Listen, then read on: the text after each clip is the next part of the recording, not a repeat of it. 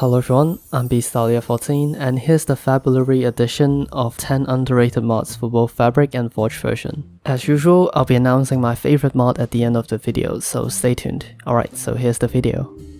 So the first mod on the list is Frozen Up.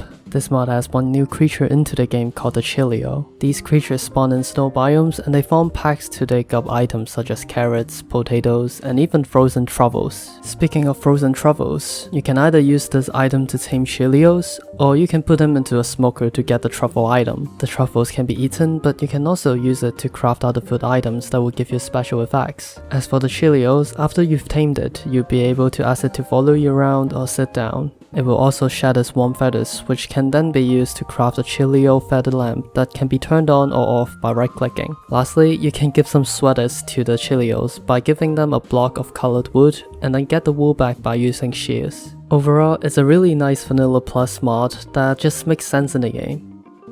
Alright, so the next mod on the list is Big Brain. This mod focuses on adding smarter AI for different mobs, but it also adds some really nice features. Firstly, piglin brutes will now spawn with a buckler, which allows them to charge at you really hard. This is great and all, but you can also trick them to fall into lava. If you do manage to beat them, they have a 10% chance of dropping the buckler. Now the buckler is basically a side grade to the shield, which means you're not using it to shield yourself, rather you will dash at your enemy. But be careful when you're using this though, because it's really hard to turn when you're using this item. This item comes with two enchantments. Firstly, turning. It allows you to gain full control when you're charging, but it also removes the ability for you to shield bash your enemy.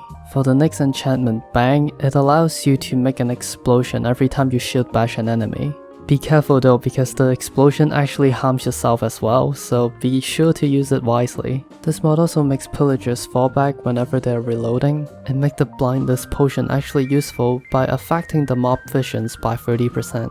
Overall, it's a really great mod that just changes Minecraft in the right way.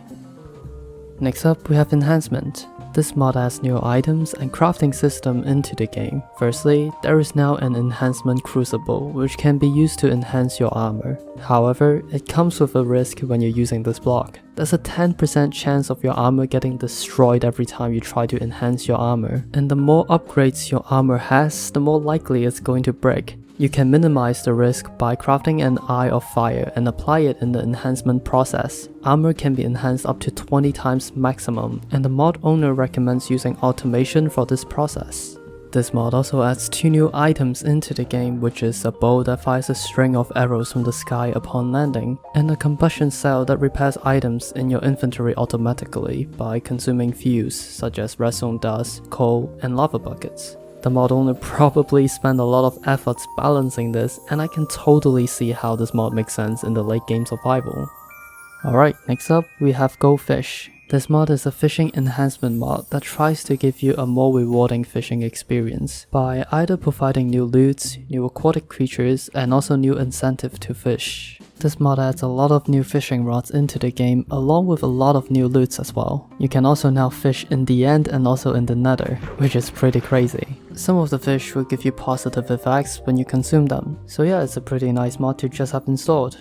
Coming up next is BetterGolem. This mod basically tries to improve the iron golems by making them more powerful. Iron golem will now have a higher resistance and a damage output. It also has a special attack, which in my opinion looks quite sick. Also, this mod alone doesn't add too much, but it really pairs well with other mods that makes the enemies so much stronger. It gives the villagers a way to fight back. After that, we have When Dungeon Arises. This mod adds a lot of new structures and dungeons that are really fun to explore and conquer. I've gotta tell you, when I first found out about this mod, I was blown away with how beautiful the structures look. The loots in most of the dungeons are really good, so there's a good incentive to actually try and defeat the dungeons. The only problem with it though is that the structures spawn way too often, which can cause some issues. But the good news is, they are fixing it at the moment, and I promise you, this will be the best dungeon mod that you can find for the latest versions. Alright, so next up we have Pillagers. This mod basically gives you incentive to raid villages by making villagers drop loots once they die. By itself, this mod doesn't seem too interesting, but the good thing about this mod is that it's highly configurable. You can change the chance of villagers dropping loots, the kind of villager that drops loots, and the chance of getting the bad omen effects from killing villagers, and much more. This mod pairs up really great with mods that allows you to play as the pillager. Personally, I enjoy mods that gives you an alternative to the boring life cycle. So yeah, pretty good mod. After that, we have Physics mod. Now, this mod isn't exactly an underrated mod because this mod got 20,000 downloads since its initial release 2 days ago, and also it got featured in other YouTubers' videos. But still, in the off chance that some of you didn't hear about this mod yet, here it goes.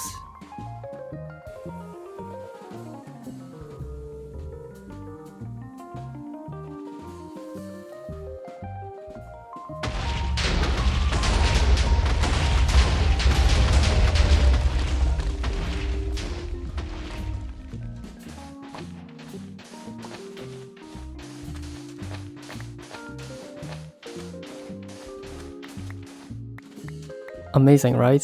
And you know what? It works with mobs too. This mod is also highly configurable, which is always nice. So yeah, be sure to check it out. Next up, we have Vanilla Extension. This is a really simple mod that adds stairs, slabs, fence, walls, trapdoors of all vanilla building blocks. And yes, I mean every building block. Again, this is just a classic example of a simple idea done right. Alright, so for the last mod on the list is Not Enough Crashes. This mod makes it so that when your game crashes, you can go back to the title screen and keep playing without needing to restart. Also, it improves the crash log by providing more useful information. If you usually just play with 1 to 2 mods, you probably don't need this mod. But for people like me who like to stack mods on top of mods, on top of mods, on top of mods, this is basically the best tool that we got. I'm really surprised that it only got 400 downloads. I'll definitely use this mod in my mod pack. So yeah, those were all the mods. Which one was your favorite? For me, it's the Big Brain mod. There are too many amazing mods on this list, but if you're talking about the one that is the most complete and flawless, it has to be the Big Brain mod. It's simple, great concept, great execution, and has a lot of potential. As great as some of the other mods might be, they are not complete yet. They still have a lot of stuff to work on, such as shader compatibility, spawning control, and resource optimization. For that reason, I like the Big Brain mod the most. So what about you guys? I'm really curious about what you guys think, so comment below. Also, like and subscribe if you want to see more relevant contents. For those of you wondering about the mod pack update, it will probably come on Monday or Tuesday, I'm not too sure. Anyway, stay safe and I'll see you all next time.